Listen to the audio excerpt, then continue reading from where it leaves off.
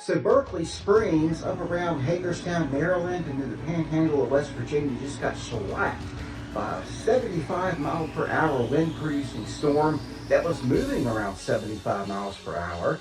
Much of the attention has been on Texas tonight. This storm came out of Pennsylvania and northern West Virginia and has a slew of power outages. Structural damage has been reported.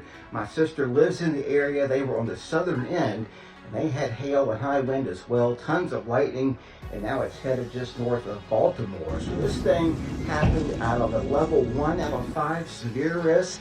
Just a reminder that sometimes those SBC outlooks, you need to just look at the real weather and not go by that level 1 out of 5, because if you're hit by that, that was a level 5 out of 5 for your neighborhood. Going here.